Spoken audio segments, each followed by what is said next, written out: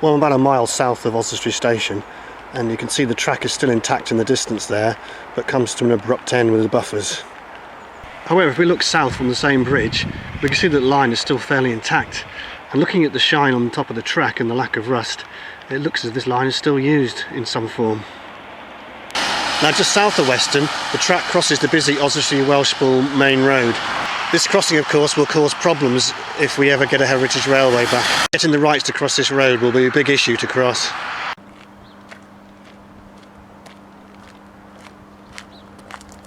Well, I've just arrived at Llynclys, and here we can pick up the second section, the southern section of the heritage railway. If we look carefully at the bridge here, you can actually see that the line still continues underneath thatch fence and into the private residence which is on the other side of the bridge.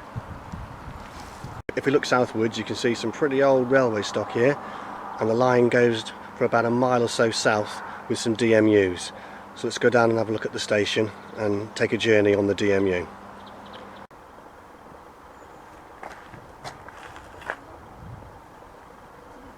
Well, I've just been informed it's Llynclys, and I'm on Llynclys station, and I'm just asking this gentleman here how far the actual track goes down.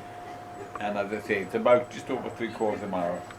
Is it down to that building you can see in the distance, is it? Yes, we've got a DMU running today. Right. And did you say it was going to be problematic ever to take it further than that? Yeah, the answer is to go that way, you see. Right. Because if you go that way, and we can get through the front of the station is the other side of the road bridge. Right. This wasn't here. Oh, this wasn't the original station? This was a goods area. Right, oh right, I didn't know that. Coal, seeds, fertilizers and stuff like that. And at the top of the road there, before you got out, they had a weighbridge, would you believe? Really? Oh yeah. So there's a weighbridge up there? Quite a very, very busy station. Right. And it was double tracked. Right. Yes, you can see it's double tracked from the sides of the bridges, can't you? Double tracked from Oswestry to Llanymynech, which is 6 miles.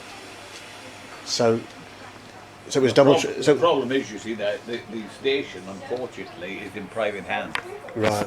And we've asked the guy, would he allow us to put what we call the down line in? That's the one. This is down line, isn't it? On the other side there. But he wouldn't wear it, I'm afraid. And then the problem is then he knows full well that without that we're snookered here.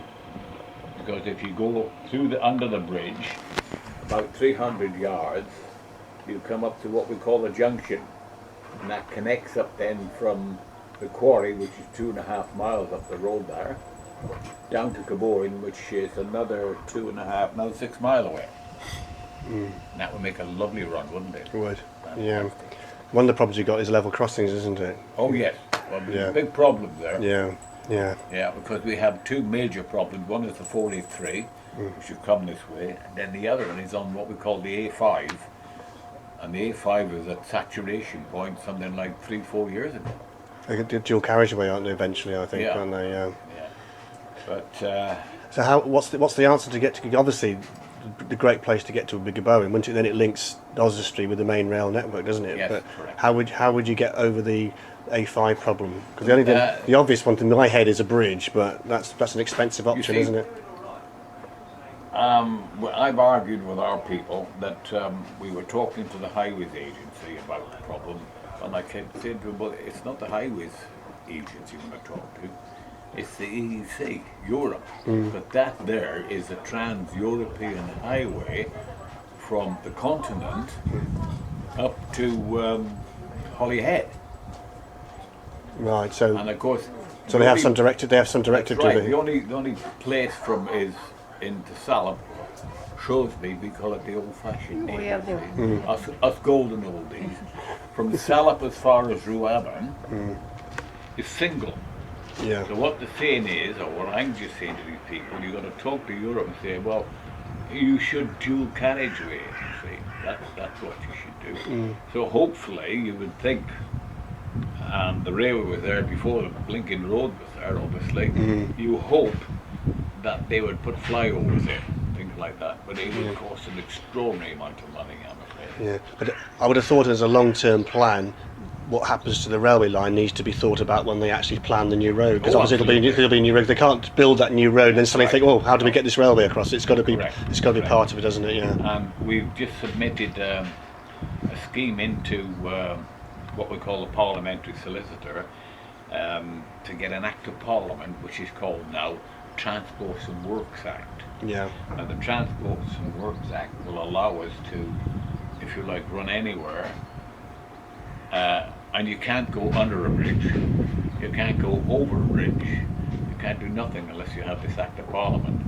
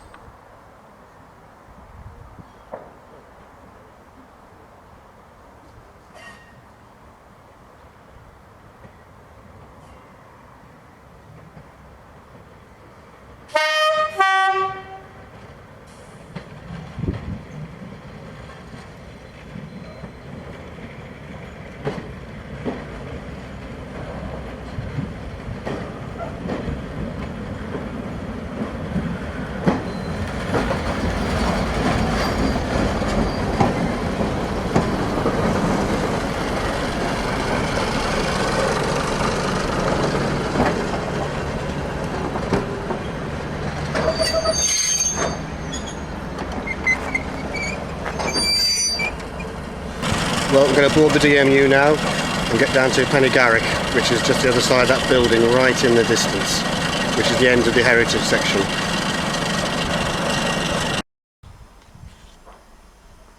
So when did these come out of service, and these DMUs? The power car on this one's surprisingly late because it's got train protection warning system fitted. Right. Well, I don't know the exact year.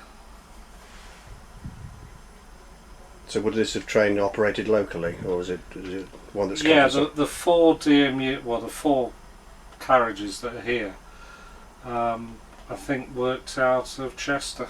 Right. In fact, position of the 15 sign, I know that the coach are clear of the point work when we get to it. So I'm building up the power.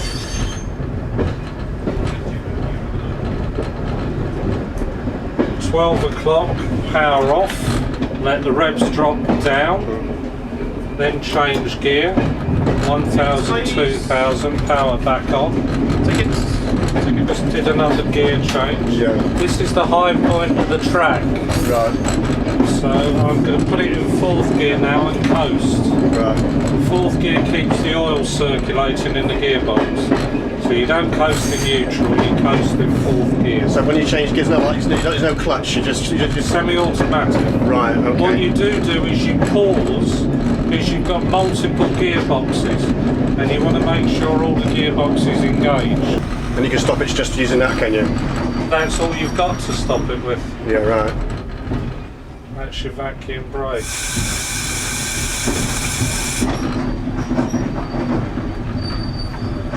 You don't expect an immediate response, you get a delayed response on the vacuum brake.